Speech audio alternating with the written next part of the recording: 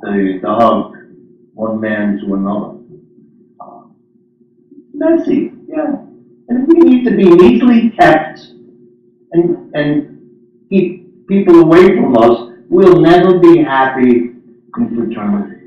It just, we thought we looked nice in the habit, we thought it was our calling, but it's not our way. We had a senior class retreat here, and I'm introducing myself. Hi, I'm Father Rock. I'm a Franciscan friar, and I live a fraternity life with, with brothers. And one of these kids put their hand up. I said, "Yeah, do you fight?" What a wonderful question.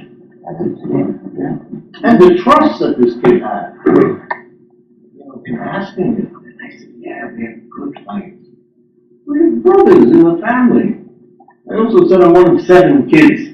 And I had 3 brothers and 3 sisters. And we had we still do, lots of great fights. But we know who we are. We know we're members of the same household. And we need to dare to let our brothers be who they are and love them and listen to them.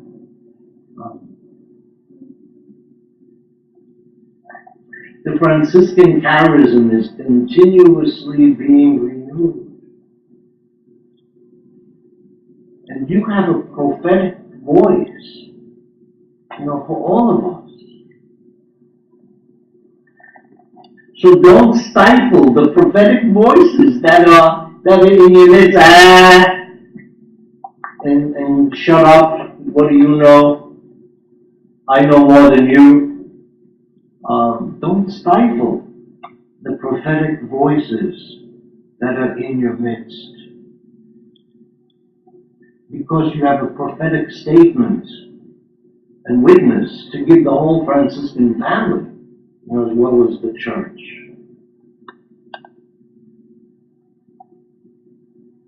We need to examine, during this brief time, and maybe all the way home, to examine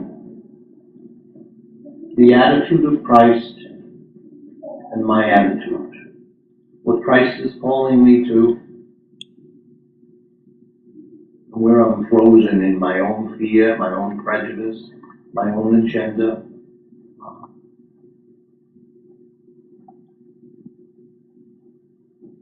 Jesus is still standing on the water, and he's still bidding each of us come. And he calls each of us by name. We're not potatoes in the sack. He knows, even though we wear sacks, he knows who we are. He's called you to himself, and he's given you and me the vocation to be brother. How rich and how privileged we are to know that I have companions on the journey. Our world is becoming so secular.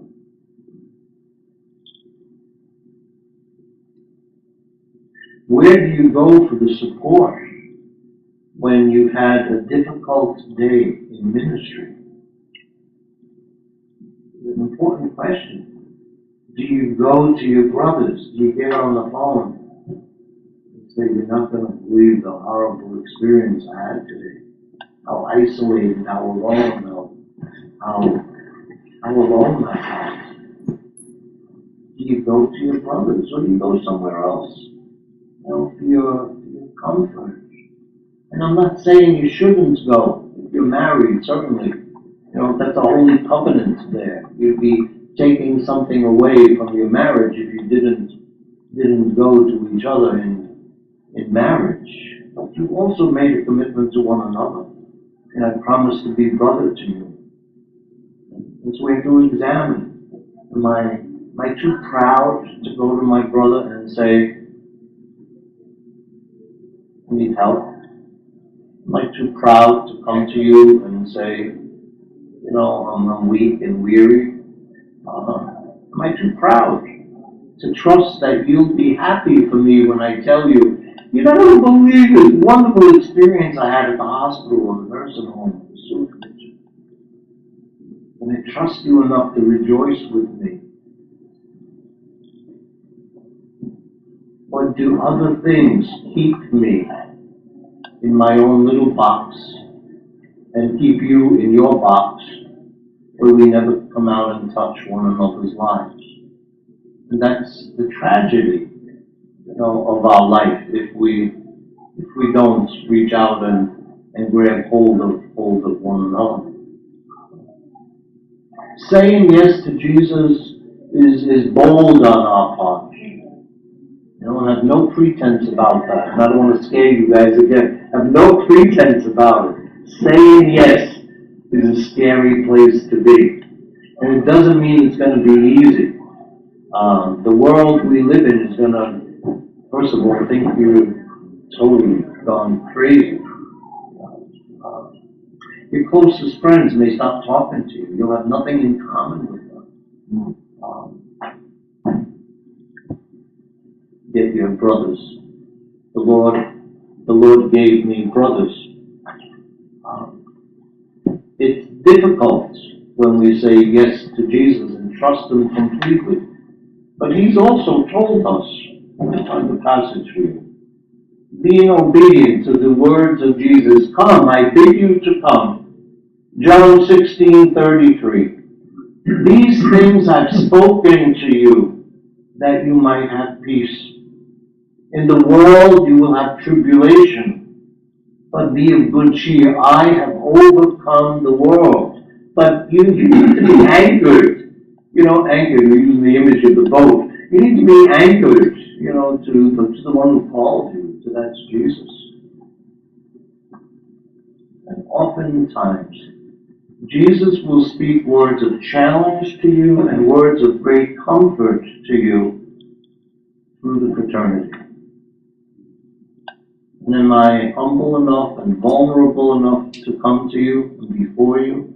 Do I trust you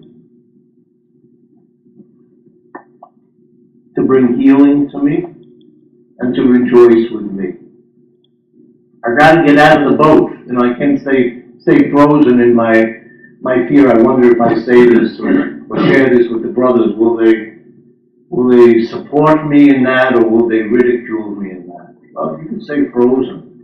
Or you can say, I'm going to jump out of the boat and say, guys, this is what happened to me. Some, yes, will laugh at you.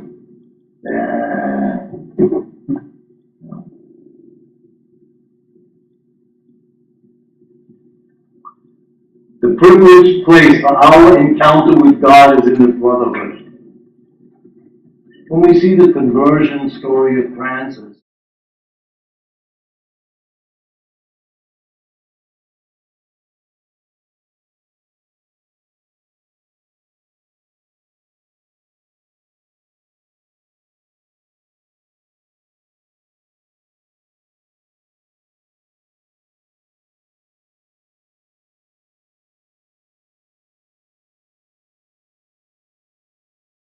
saying to him, Francis, rebuild my church which is falling down, which is in need of renovation. And with great joy, Francis runs out of that holy place. He wants to be faithful to his calling. What did he do? He gave away all his stuff so that he'd have money to buy stones to rebuild. He gave away his father's stuff too. He wanted his father to be as free and rejoicing as he, but his father was after him. And where did Francis go? He went into the cave, outside the walls of Assisi.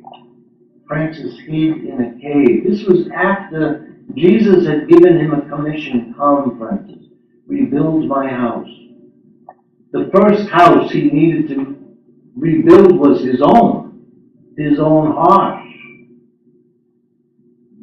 And before he could do that, before he could get on with the building project of San Damiano, he needed to rebuild his own heart, his own life.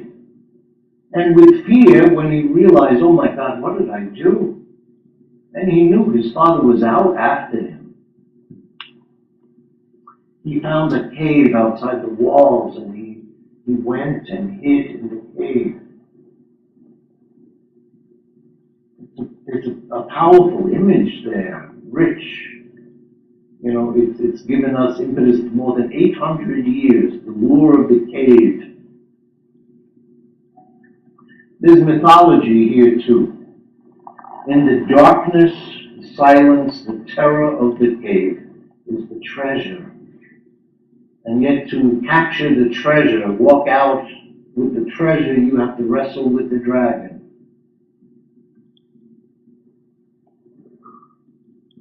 That's our story too. And if it isn't our story, then Jesus says, I dare you to get out of the boat and go and spend some time in the cave and wrestle with the dragons, the demons, all those places in our own lives where we're not free. You know, where we're not free. Where fear rules and reigns in our hearts and in our lives. Francis, we don't know how long he spent in the cave, but he wrestled with himself. Am I crazy? What did I do? Is there any way of going back to my father? I mean, the stuff is gone. The townspeople, they think he's mad, for sure. He had to wrestle with all of that. But when he walked out of the cave, he had the treasure. Now he was free. He was able to encounter his father in the town square. He was able to strip himself naked and say, Dad, here, I give you back everything, even your name. But for him to get to that place, he also had to wrestle with himself and get out of the boat. Matthew's telling us, Jesus says. It's never easy if we say yes. And yet Jesus promises us that it's I who called you. I won't let you, sink and drown. I'll always be there, and I'm the one who can save you.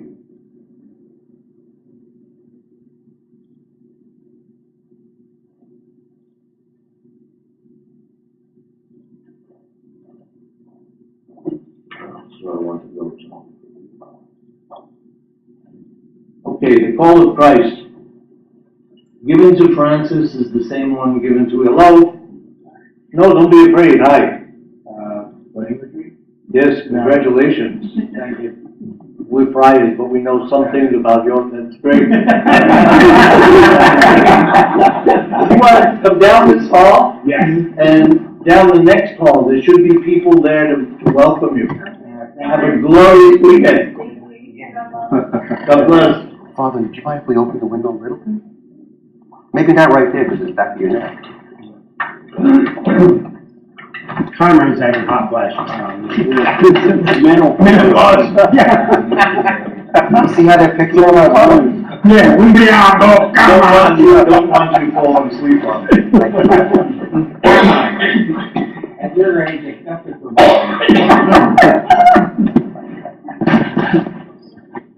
I have a long line for confession. So once Francis stepped out of the boat, once he came out of the cave, he was no longer living a fear-filled, self-indulgent life. He was transformed. He was made new. And God wants to do that in each of us. And guys, it's not a one-time thing. I remember that.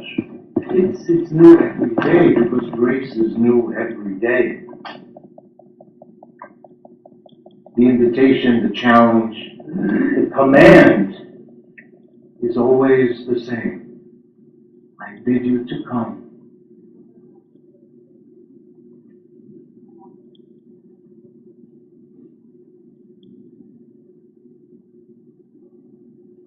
Brothers, it's not your work that gathers you together, the wonderful work, your ministries. It's not the work that the Holy Spirit has inspired you, to perform for His glory and the good of the church and the betterment of society. It's not the work which brought you to the brothers. It's Friars Minor, we don't have a specific work. Like the De La Salle brothers, we teach. The Hospitality brothers, we work in hospitals. Maryknoll, we do foreign mission. Friars Minor, we live fraternity. That's our vocation, to be brother to one another. And out of that support, out of the challenge, if you really feel the Lord is calling you to do that, talk to me about it. Helping one another discern, God's plan for us. But it's the brotherhood. So you don't come to the Friars of San Damiano because you want to do a specific work. You already were doing wonderful, wonderful work. And you wanted to come together as brothers. Because the Lord called you. None of us comes on our own. And if we do, we don't stay long. We don't stay long. Either the fraternity tells us, it's not your life, it's just not your vocation. Or we find out for ourselves very quickly, we don't have what it takes to sustain, the yes. And we don't want brothers interfering with my life. Don't get too close. We come to the brothers to be a brother. And if we didn't come for that reason, then it's best for you and for the brotherhood that you go on. There's a difference between community and fraternity. We sometimes muddle them and mix them up and even use them interchangeably. Community involves my relationship to the group. Fraternity involves my interpersonal relationship with each brother. Francis didn't call us to be a community, he called us to be a fraternity. It's our interrelatedness, it's our mutuality, it's our support, it's our brotherhood that characterizes us. So you came to the Friars to be brother. When someone asked me, Rock, why did you come to the Friars, or what attracted you to the Friars, and I say to them, well, I'm one of 7 kids. My earliest recollection of how I would define myself was brother. I had 3 sisters and 3 brothers. So that's how I knew who I was. I was related to this motley group, my siblings. And then discovering that there was a group of people who pledged fraternity, brotherhood to each other was very, very attractive to me. And it was the Lord who planted that in my heart, from the very beginning. So we're to relate to one another as brother to brother. And tomorrow, which of you is making profession tomorrow? Okay. Congratulations to you, brothers. And as we gather with you and listen to your pledge to us, we also pledge to you brotherhood. We pledge that. It's the treasure that we can give one another.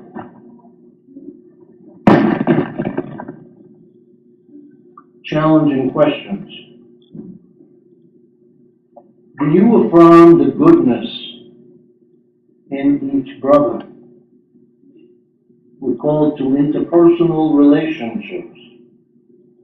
Do you distance yourself, or do you welcome your brothers? Do you recognize the goodness in one another? Or are you always quick to remember, oh, what a mess he was, and I'm still living it today, what a mess he still is.